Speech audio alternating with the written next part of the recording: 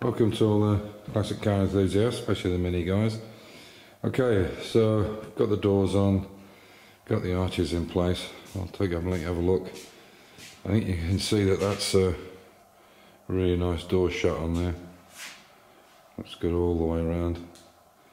A couple of bits of fettling bits to do. Initially we were going to put the S-Pack, the Sport Pack arch on, and that's why I cut them here, but we'll weld that in now. For the seam it'll go over it, but I'll weld it in anyway just to make sure it's right. You can see all the front looks good, all the sides. You can see that the glass is in, and you might wonder why we've done it like that. This was an old rubber, and when just a tip here, but when you're doing a new scuttle, if you can, definitely don't go with Magnum. They're terrible, the scuttles. The best ones are Heritage and also M Machine. But the scuttle alignment can be a real problem, so that's why it's better to go for the best, especially with a scuttle.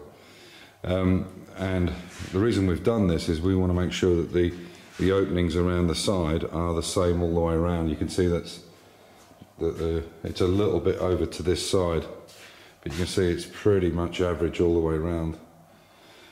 Because obviously if you're replacing that scuttle, that window aperture has to be spot on. The last thing you want to be doing is putting it in, cleaning it all up, painting it, and then find out that the screen won't fit.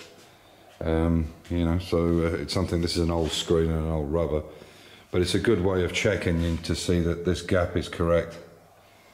As I said, it's a little bit over to that side, over this way, over that way. You can see this is just a slightly bigger opening, but you can see that that's going to go in all the way around. And anyway, so like I say, the door shuts look nice. We're going to find another boot for it, because the original boot is actually sat on that many over there, but I've got a bunch of them. I think we have about 10 boots. And there's the arches on the other side, and again the same with the door here. If you look, there's just a little bit of fettling we're going to have to do there, but pretty much there's always massive gaps on most minis here, and you can see there. But again, the door doesn't look very good here, because obviously there's that mark and this here, but you can see it's a nice fit all the way around. So yeah, it's getting there. Slowly but surely. So a few more little jobs to do on this, and we can get it for paint. But it seems to sit pretty nice. I think it'll be good. And so I've had a little bit of a tidy up in here. Looks quite nice. Doing the bench and that. We've got a lot of stuff to go. This is a good little thing. I don't know if you guys have used this stuff, but this is really handy for masking, and you can have an extension rod in it so that you can have a longer one like this. But basically I can't really do it with one hand, or maybe I can. But basically, as you're just holding onto the handle here, and as you pull the paper, obviously it's automatically putting the thingy on. You just turn it, and you've got a cutter here as well at the end. But they're a really good bit of kit. They're not that expensive. It's tape and paper dispenser, and you can get different widths of this and different colours and so on and so forth. For instance, there's another one there. It's a slightly bigger width on it, as you can see. But really handy when you want to mask out, because there's nothing worse than trying to hold the paper and the tape and it goes all over the place. And they're not that expensive, they're worth having.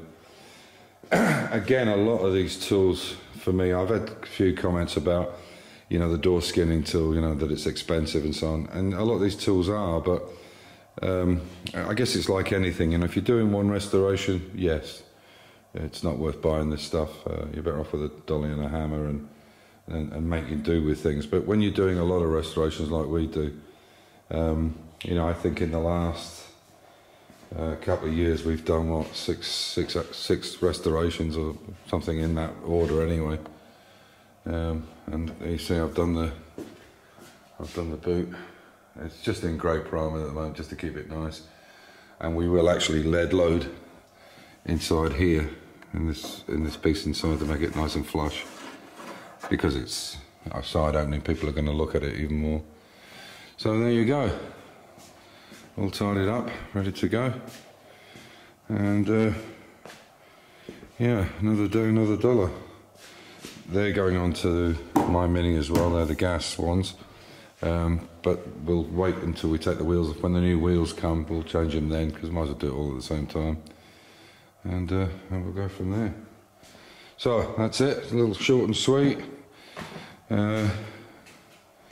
As we progress with the Mini, and then we take it up for, we'll prime it again inside his warehouse. And again, we might even change this bonnet.